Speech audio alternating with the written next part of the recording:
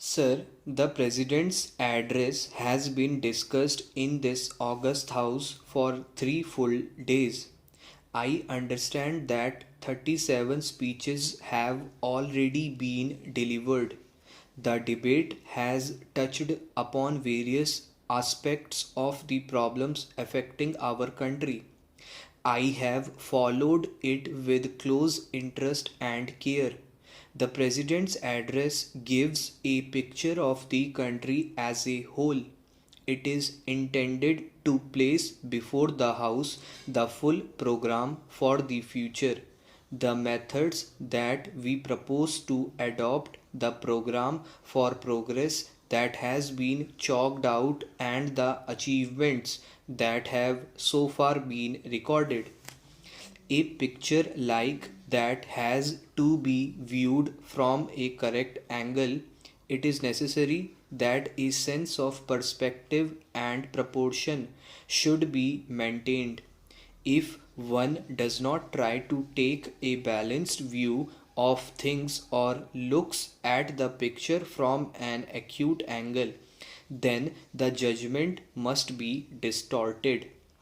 One should not allow his vision to be obstructed by individual happenings. The House has taken a favorable view of the address and it has commended itself to the approval and support of the good sense and wisdom of the House. I am grateful to the honorable members for their support in general to the basic policies which have been set forth in this address. During the last 6 or 7 years, there has been steadily a shift in the subjects that are dealt with in the address. The economic and the developmental issues have been coming more and more to the front.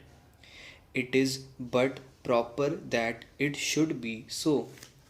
An underdeveloped country has to give first place to the problems solution of which will result in the satisfaction of hunger and the fulfillment of the needs of those who are suffering from lack of essential commodities needed even for bare sustenance. So, economic issues have naturally formed the most part of this debate, and various views about vital matters have been expressed, but basically, all seem to be agreed.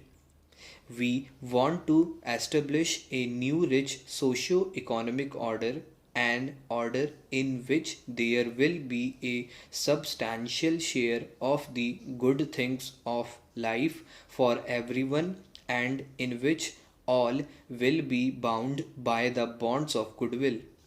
So, that is an objective which must necessarily appeal to every member of this House. Success will depend on increasing our production in all fields. We have to see that the advance towards social justice is not in any way hampered. For mere increase in production, unless it is accompanied by social justice, cannot result in equitable distribution. Even for providing adequate incentives, it is necessary that there should be a feeling in every man and woman in the country that there are better days in store for him or her. So, as we take these steps, we would have the active support of all who are in a position to work for the enrichment of the community.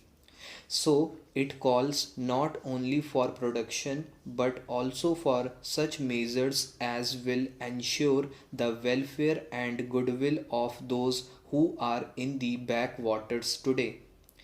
Even for the proper use of production, it is necessary that there should be a measure of advance among the mass of the people, otherwise, the goods produced will not be consumed and there will be no purchasers for them, and so production will shrink.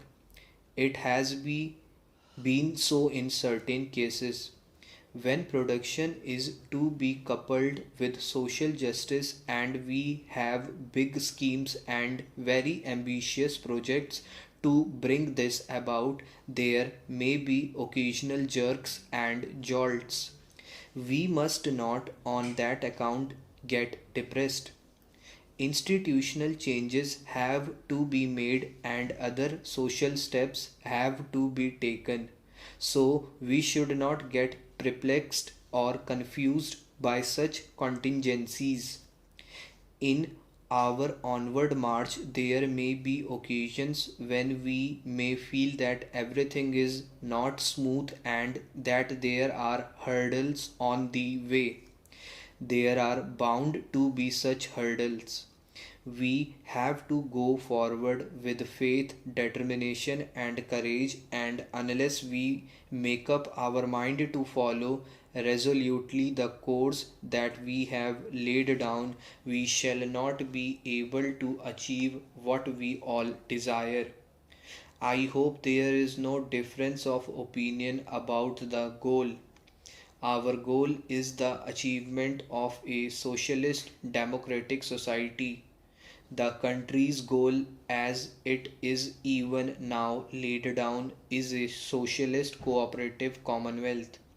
While working for economic advancement, we have to preserve the human values for which we have always stood. We have to see that the fundamentals of democracy are not impaired. Progress can perhaps be accelerated and we can perhaps march forward even more quickly if we resort to cursive methods, have little regard for those fundamental values which after all matters more than anything material, and if we forget the lessons that were learned by us in the days of our adversity. So we have to take care that the steps that we take are on regulated and sound lines.